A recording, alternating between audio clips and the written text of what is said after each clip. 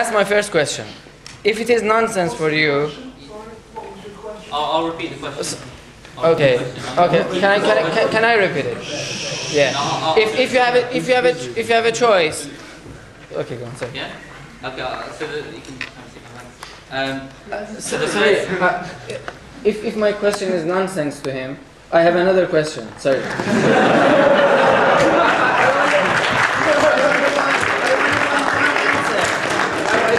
I'm not asking two questions. I'm asking one question. Quickly. Okay, forget about that question. But the situation. Which one would you prefer? Would you prefer love shows or science? That you choose your life, not your child's life. Which one would you prefer as an atheist? Okay. Love or science? Okay. I'll repeat the question. Okay, can I have the quiet, please? I'll repeat the question. Okay, so the first comment we had was about fear and awe, and it's not just the fear of being attacked or something in nature trying to attack you, it's the fear of something higher, and to do with science, needs language, math and psychology. Maybe you could elaborate on that. Question to this side was the explanation of infinity, where a gentleman made a comment that infinity, you're saying infinity is outside of reality, so is mass outside of reality then, because clearly it's not. And the third comment, just so everyone's clear, is the gentleman was asking, which would you prefer, love or science? When love says you should save your 2-year-old child, and science says that you as an adult should survive. Last question, nothing to do with this debate, so I'm not going to answer it.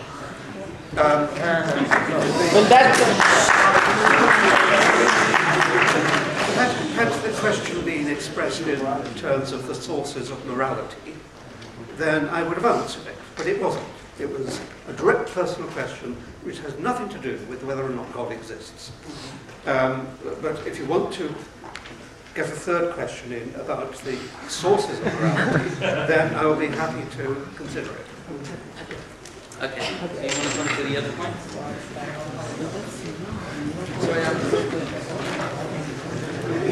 So I think it was a gentleman in the blue.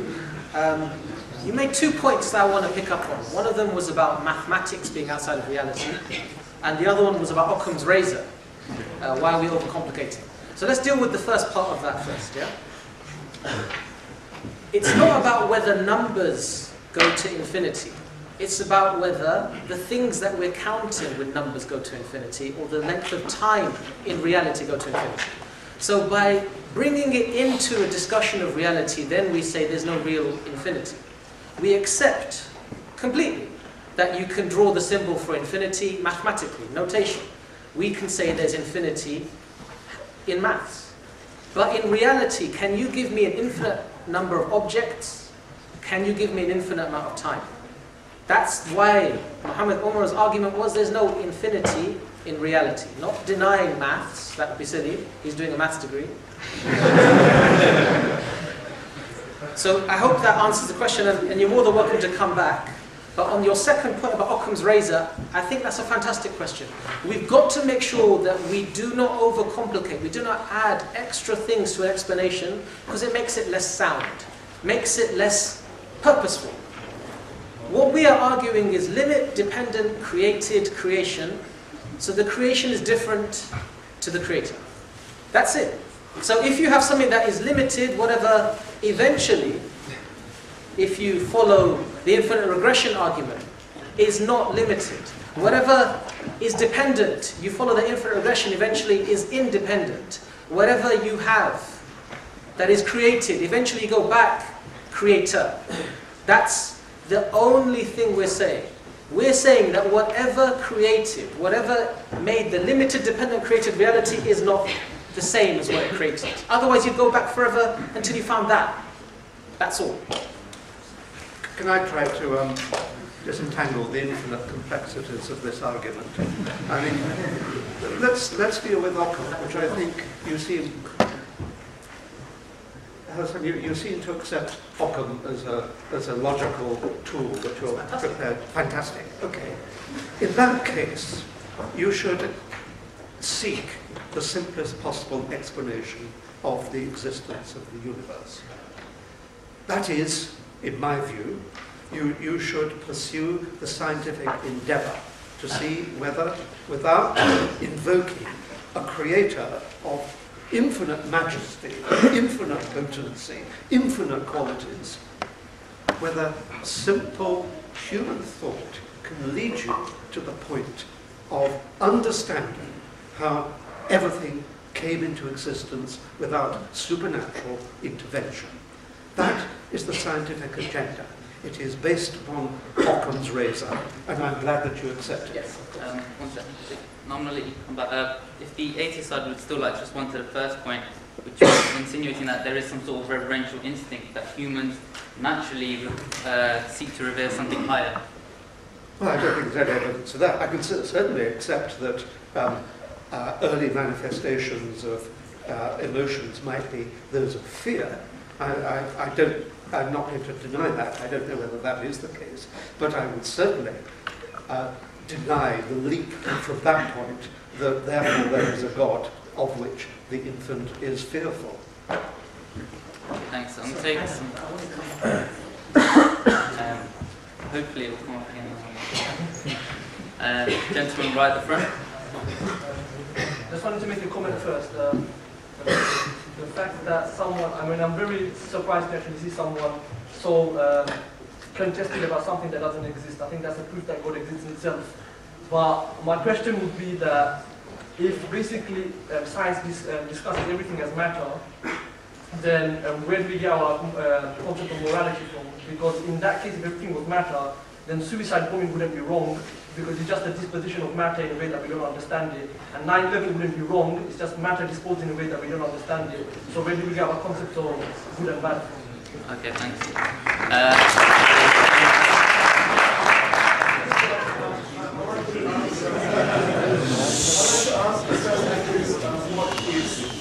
The source of morality. I'd like to hear that very much.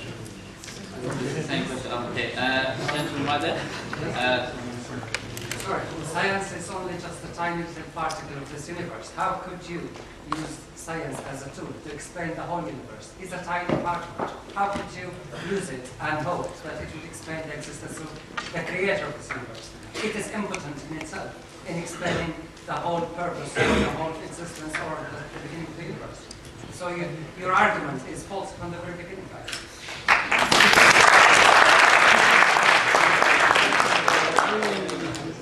I just want to make a quick comment about Occam's razor.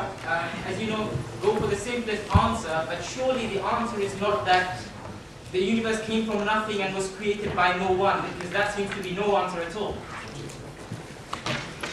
So, was that comment or question? Thank you. Thank you very much to both speakers, or to all four speakers. I don't understand how we're talking about a debate in which you haven't defined the words that you're talking about. Please define the word God, otherwise you cannot disprove God. So I'm going to give the definition for you. It's a necessary existence.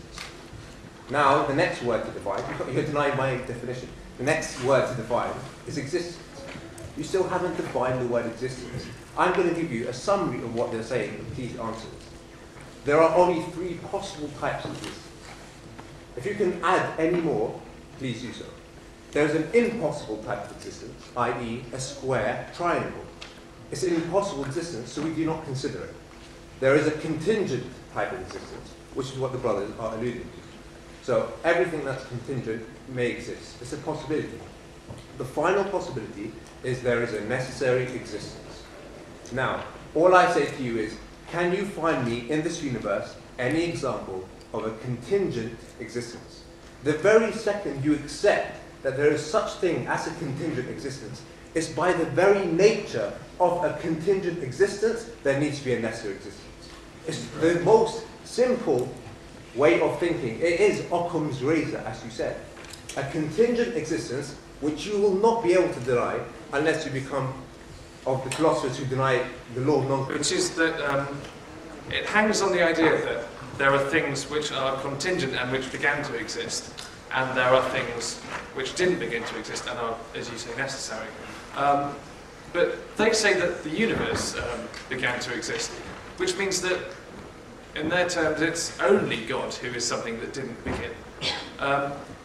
And because he's what we're arguing about the existence of, until you found me another thing that you can say, you know, that didn't begin to exist, that is just there, I'm not convinced that that's possible. So, as far as I'm concerned, you're just adding another thing to your description of God. I don't know. The other 2 points were, where does morality come from? The need to live harmoniously together in society. I mean, to respond directly, do you think, just hypothetically, if one of us could convince you 100% that matter was the only thing and there was no God or anything like that, I'm not saying that we will, I'm sure we won't in your case, but just hypothetically, would you then go out and murder people and kill yourself in a bombing? I mean, if morality means nothing in that case, is that something you'd want to do? But the question is, where does morality come from? No. You said that morality was meaningless if matter was the only thing in the universe.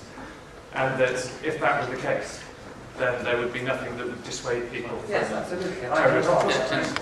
Is that something you would have an interest in doing? Maybe I wouldn't, but maybe other people would. But the question is not whether I'm going to do it or not. The question is whether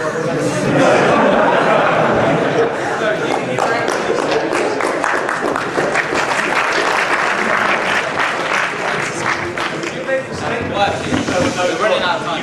Were only material.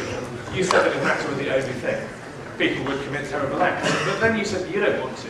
Is there someone here who would do something terrible if we can convince them? Say for example, a terrorist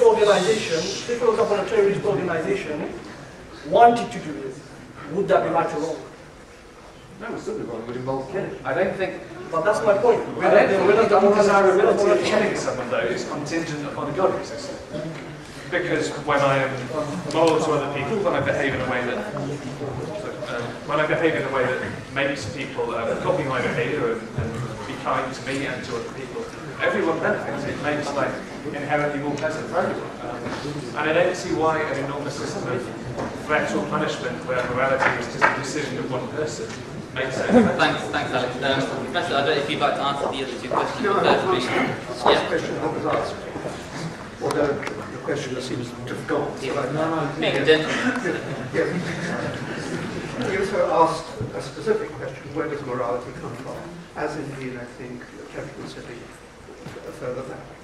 I think it comes from evolution, ethology, that is looking at the evolution of behavior in animals, then as they evolve to humans, coupled with not just evolutionary natural selection pressures, but our ability to think about the consequences of actions. So I think the sources of morality are not holy books or some external source beamed down to us by some hypothetical God. They are modes of behavior that have emerged through evolutionary history, allied with our ability to contemplate the consequences of our actions. And I think even as an atheist, one can have a code of morality, which Alex was actually sketching in. And if I were to encapsulate my code of morality, it would be to not thwart the aspirations of others.